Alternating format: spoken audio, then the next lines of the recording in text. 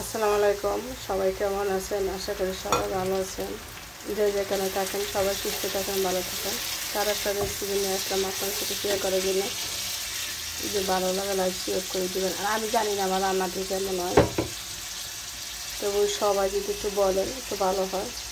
ভুল মানুষেরই হতে পারে, আমারও রান্নাবাদে ভুল হতে পারে। তাই এটা গরু মাংস ভুনা করবো। এখানে আদা রসুন জিরা বাটা আর হচ্ছে কাঁচামরিচ দিয়ে দিলাম। এটারে 20 মিনিট কষায় নিব।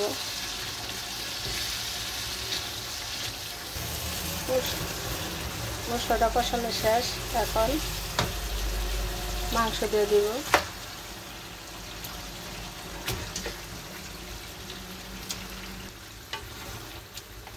কালকা মুরগির মাংস রান্না করছি, একবার একটা রান্না করতে হয়।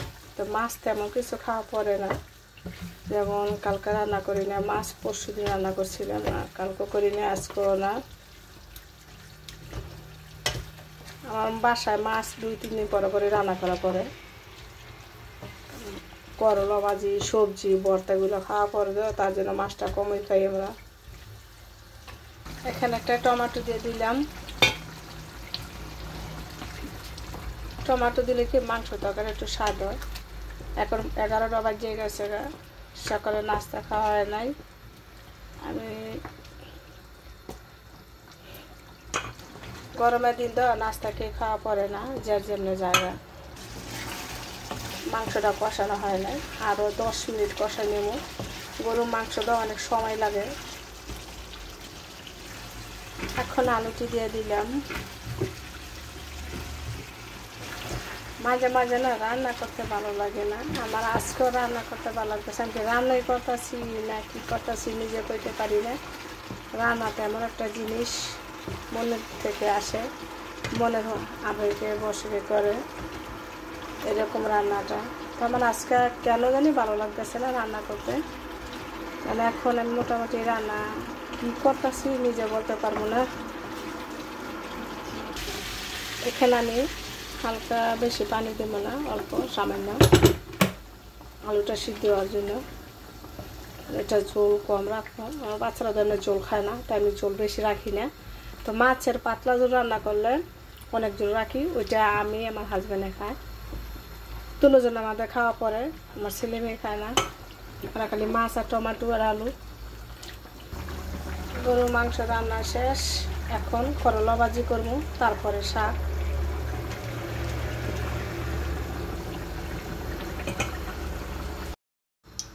এটা করলা ভাজি করবো।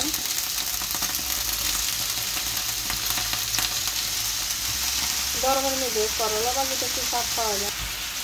এখানে লবণ দিয়ে দিলাম। আমি লবণ রান্না করি ওলা যখন দিই এটাই শেষ।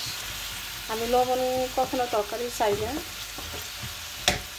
মানে রান্না করতে তো একটা অভিজ্ঞতা হয়ে গেছে। করলা ভাজি কি সুন্দর দেখতে, সবুজ। এটা সেপ্টেম্বর, তো সেপ্টেম্বর মাস বলতে সবজি আছে, এরপর আর সবজি পাওয়া যাবে না। আর সেপ্টেম্বরের 15 তারিখেতে শীত করে যাবো। এখানে করলা ভাজিটা করা শেষ, এখন শাক ভাজি করবো। এটা ফ্রিজের শাক, নিচে মার্কেটে নিয়ে আসছিলাম। আলুটা সিদ্ধ হয়ে গেছে, করলাও মনে হয় সিদ্ধ হয়ে গেছে, করলা সিদ্ধ হয়ে গেছে। তো কলা ভাজিটা আমার হাজব্যান্ডের দুপুরে চলবো।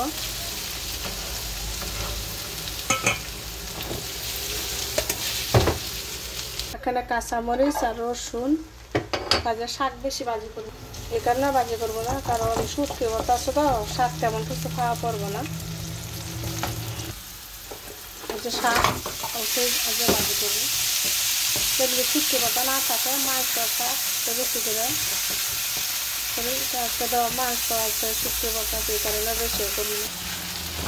শাক একদম অল্প, তো মরিচ দিছি বেশি।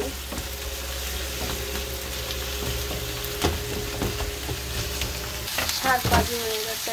এখানে রসুন এটা খাইব আমার বড় ছেলে আর মেয়ে, ওরা দুজনেই। তো রান্নাটা কেমন হলো সবাই জানাবেন। তো সবাই ভালো থাকেন, আল্লাহ হাফেজ।